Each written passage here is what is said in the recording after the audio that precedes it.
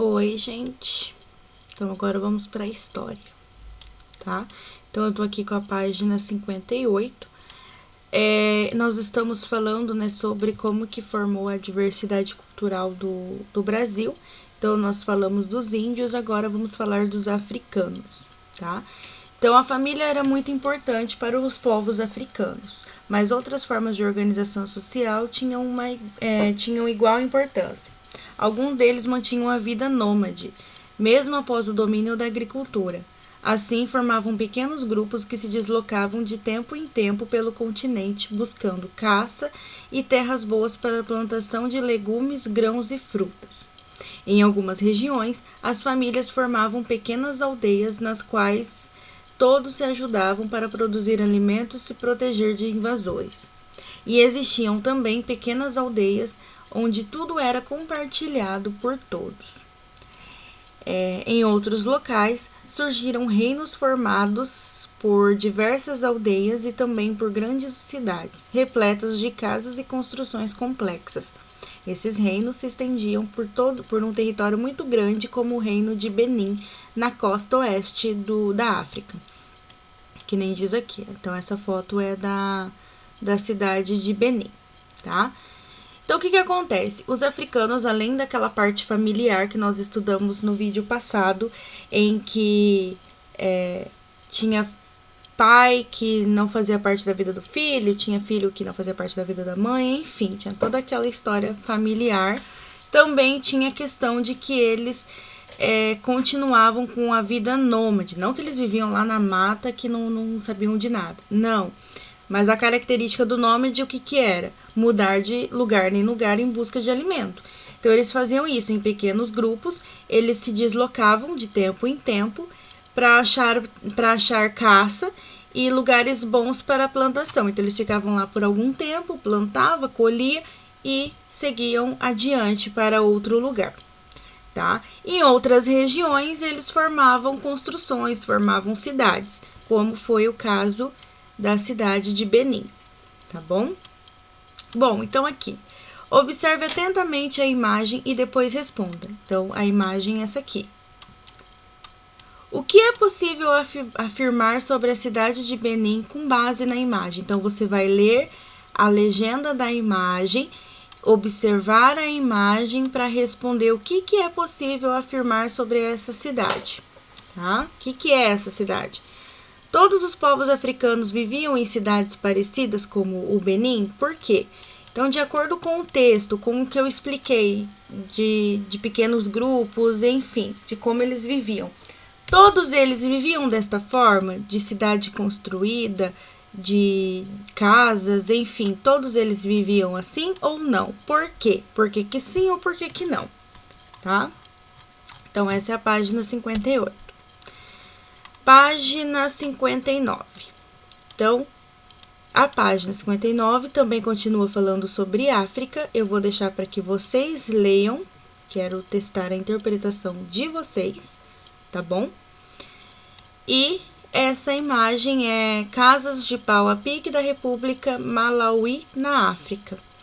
Então, aqui diz assim: os africanos só construíam casas de pau a pique? Justifique sua resposta. Então, você vai ler o texto para saber se sim ou se não, e vai justificar a sua resposta.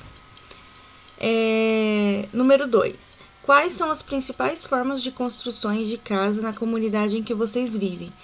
Então, onde você vive, no bairro que você vive, tem mais casas de madeira, de material? Como é que é a construção onde você vive, tá?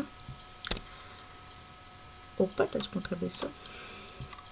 Página 60.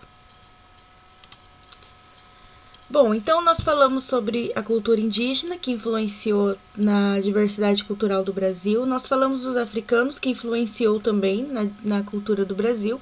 E agora vamos falar dos europeus, tá? Então, você vai fazer a leitura. Os europeus também tinham uma cultura rica e diversificada. Então, você vai fazer a leitura do texto. Na minha digitalização, pulou um pouquinho aqui, né? Então, eu não vou ler, tá bom? Aqui nós temos uma imagem dos europeus, parece um desenho, né, uma pintura, E aqui, número 1, que tipo de atividade os camponeses estão realizando na imagem? Então, você vai ler a legenda, vai ver a imagem, para responder número 1. Pode responder no livro. Por que havia grandes muralhas, trava-língua, ao redor do castelo? Então, você vai ler o texto para poder saber por que existia todo esse muro aqui em volta do castelo. Vai responder no livro também. Página 61. Então, na página 61, está dizendo sobre a alimentação dos europeus, né? Então, a alimentação dos europeus naquele período não era muito variada. Alguns dos principais alimentos eram feitos à base de trigo, como a farinha, para produzir pães. Apenas a nobreza consumia carne regularmente. Os alimentos doces eram feitos com frutas e mel, porque o açúcar era um produto caro. Politicamente, a sociedade na Europa era organizada em 3 grupos principais: o clero, membros da igreja, a nobreza e os camponeses. Então, isso aqui é importante, tá, gente? Sociedade europeia aqui. Então, o clero, que era membros da igreja, a nobreza e os camponeses. Uma das formas de diferenciação desses grupos eram as vestimentas. Enquanto a nobreza usava peles, tecidos de seda, roupas coloridas e carregava armas, os camponeses usavam blusas e calções de pano simples e sem cores vivas. Ali dá para ver bem a diferença social.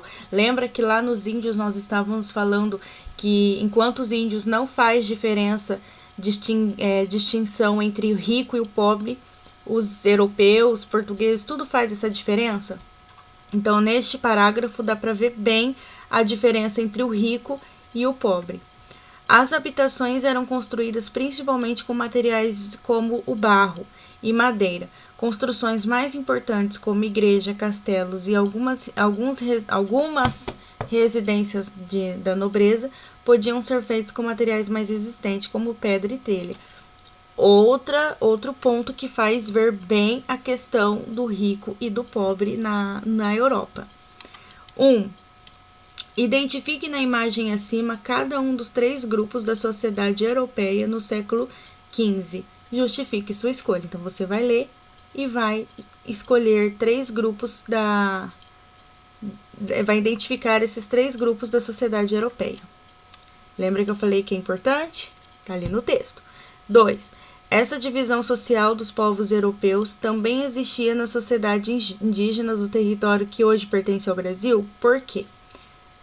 Então, assim, essa divisão social do rico e do pobre que tem nos povos europeus também existia na sociedade indígena? Por quê? Por que que sim? Por que que não? Tá? Vai responder aqui no livro. Por fim, nós temos... Por fim não, né? Nós temos a página 63 ainda. A página 62 nós temos essas pinturas. A página 63 vai ser relacionada às pinturas. Então, aqui você vai ler a legenda das 3 pinturas, tá? Dessas 3 obras, para responder essas questões aqui. Então, o número 1. O que há em comum entre a escultura africana e o retrato português? Então, você vai ver qual que é o retrato português e qual que é a escultura africana e vai falar o que tem em comum. 2. Você vai preencher esse quadro. Para preencher esse quadro, você tem que olhar as legendas das 3 obras, tá? Tanto essa quanto essas duas, para poder colocar o nome do objeto, local de origem, período em que foi feito e materiais empregados na confecção da obra. Então, cada linha, uma obra, tá bom? A número 3 não precisa fazer, tá? Se você tiver dúvida de alguma atividade, não entendeu algum conteúdo, é só me perguntar, tá bom? Um beijo e até a próxima aula.